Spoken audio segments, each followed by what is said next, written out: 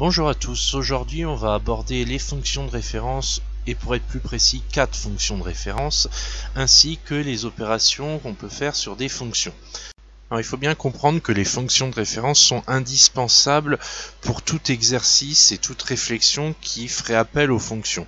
C'est en effet des éléments qui permettent de mener un raisonnement ensuite puisque les fonctions de référence font partie des connaissances de base mathématiques qui peuvent être utilisées dans un raisonnement sans qu'on ait besoin de le redémontrer ou de le recalculer. Si on a fait appel à une fonction de référence, on partira du principe que les choses sont connues et admises. On va donc voir tout ça juste après le générique.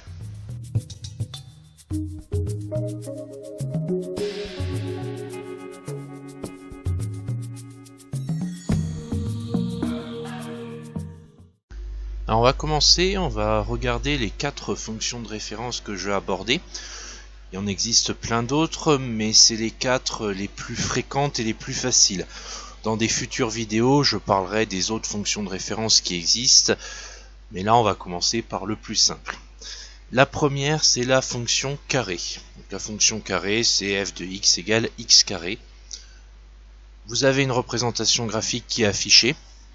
Et là, on passe aux éléments à connaître qui sont le sens de variation et le tableau de variation.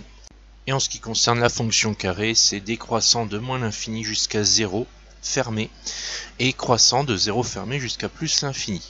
Vous remarquez que le sens de variation se retranscrit dans le tableau de variation. En fait, le tableau de variation et les sens de variation, c'est exactement la même chose, sauf que dans un cas, on a des mots pour l'exprimer, et dans l'autre cas, on a un tableau avec des flèches. Je vais vous remettre la représentation graphique afin que vous puissiez bien constater qu'on a bien la fonction décroissante entre moins l'infini et 0 et croissante ensuite. Ça se retranscrit dans le tableau de variation que je viens de remettre. Pour bonne compréhension de ce cours, il est vraiment important de faire le lien entre la représentation graphique et les variations. C'est deux choses qui sont liées et c'est d'autant plus important que tracer une représentation graphique avec une calculatrice ou un logiciel comme GeoGebra, c'est très facile et ça vous permet de retrouver le sens de variation et du coup le tableau de variation. Et pour travailler sur les fonctions, on a besoin de connaître ces éléments.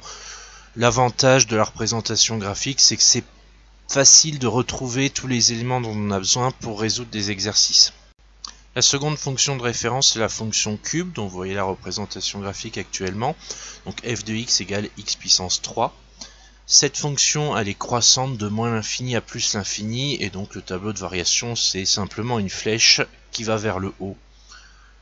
Rien de plus à dire sur cette fonction, donc on a encore une structure habituelle et qui peut être retrouvée avec les représentations graphiques.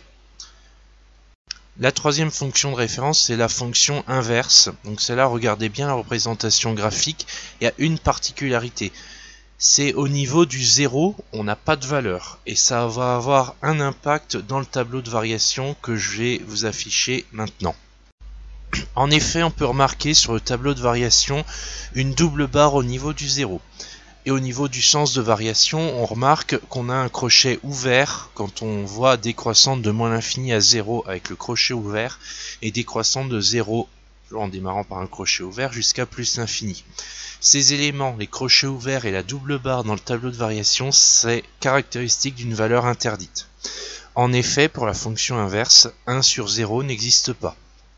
Et c'est pour ça que sur la représentation graphique, on ne voit pas le trait passer au niveau du 0.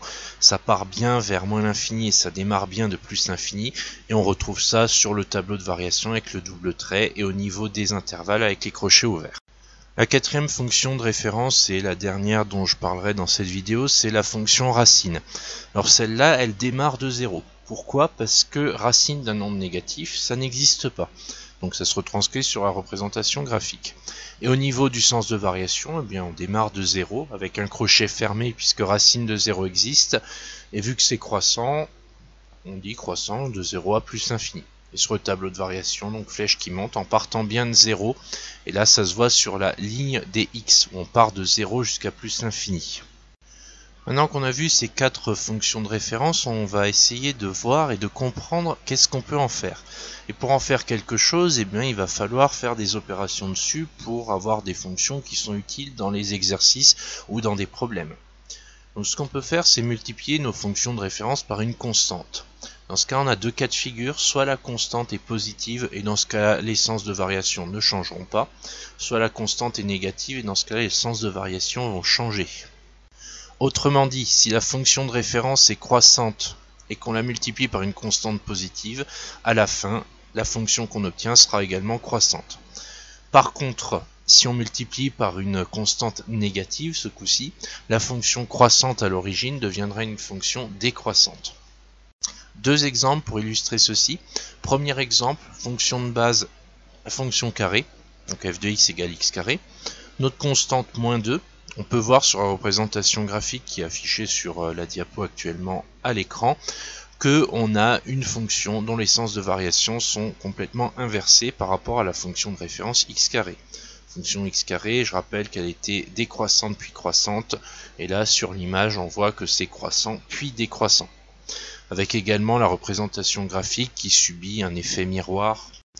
Autre exemple, on prend toujours notre fonction carrée, mais cette fois-ci on va la multiplier par une constante positive, en l'occurrence par 3. Dans ce cas-là, les sens de variation ne vont pas changer. Ça sera exactement les mêmes que pour la fonction carrée. Alors, dans les deux cas, au niveau de la représentation graphique, et en particulier des sens de variation, il n'y a pas de changement, on a toujours la même allure. Par contre, bien évidemment, les valeurs que vont prendre la fonction en fonction de x vont changer. Ça, c'est certain. Mais au niveau des études de fonctions, on s'étale surtout à savoir si c'est croissant, décroissant, si c'est positif, négatif. Et bien, la multiplication par une constante positive ne change rien. La multiplication par une constante négative change les sens de variation. Maintenant, la somme de fonctions. Si on prend deux fonctions qu'on va appeler f et g, on aura une fonction f plus g si on les additionne. Alors là, on a plusieurs cas de figure. Si on a f et g qui ont le même sens de variation, par exemple croissant, alors on aura également la fonction f plus g qui aura le même sens de variation, donc en l'occurrence croissant. Si f et g ont le même sens de variation, c'est décroissant, la fonction f plus g sera décroissante. Par contre, si les deux n'ont pas le même sens de variation, dans ce cas-là, ce sera impossible de déterminer quoi que ce soit. Il faudra absolument passer par un logiciel graphique pour tracer la représentation et savoir si c'est croissant ou décroissant. Un exemple, fonction f 2x, qui est une fonction croissante, fonction g x cube, fonction croissante. La somme des deux donnera la fonction 2x plus x cube qui sera également croissante. Et vous avez la représentation graphique sur la diapo actuellement à l'écran. Alors, une remarque, si jamais on additionne une constante à une fonction, peu importe la fonction et peu importe la constante, qu'elle soit positive ou négative, ça ne change rien. Dans ce cas-là, les sens de variation de la fonction ne changeront pas. La seule chose qui se passera, c'est que la représentation graphique sera un petit peu décalée, soit vers le haut si c'est une constante positive, soit vers le bas si c'est une constante négative. Mais sinon, ça ne change absolument rien. Pour finir cette vidéo, je vais vous parler un petit peu des exercices sur les fonctions de référence, et je vais commencer par répondre à la question que peut-on nous demander dans un exercice sur les fonctions de référence. Alors ce que je vais dire, c'est une liste non exhaustive, on peut nous demander énormément de choses, dont je vais vous citer les points les plus importants. On va en effet avoir une structure d'exercice qui va se retrouver, à savoir que dans un premier temps, on va vous demander d'étudier un phénomène concret, à partir duquel on en tire une fonction qui sera bien souvent une multiplication de deux fonctions ou d'une fonction avec une constante. Suite à quoi on vous demandera les variations. Là, il faudra partir de la fonction de référence et des opérations sur les fonctions pour les trouver, puis de tracer une représentation graphique en passant éventuellement par un tableau de valeurs avant. Ce qui vous permettra ensuite de conclure par rapport à la question et la problématique de l'exercice. La deuxième question, c'est comment utiliser les fonctions de référence dans un exercice.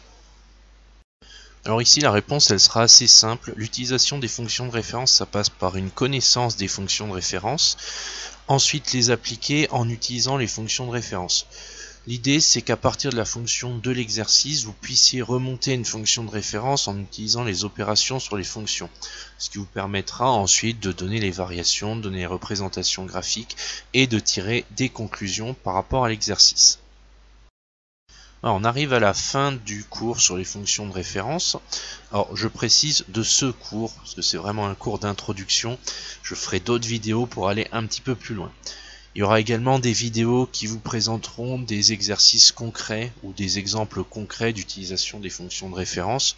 Donc je vous encourage à vous abonner à la chaîne pour ne pas les rater. Je vous invite également à poser toutes les questions que vous pouvez avoir en commentaire et à laisser un pouce bleu si la vidéo vous a plu. Et sur ce, je vous dis à très vite à l'Académie des Sciences.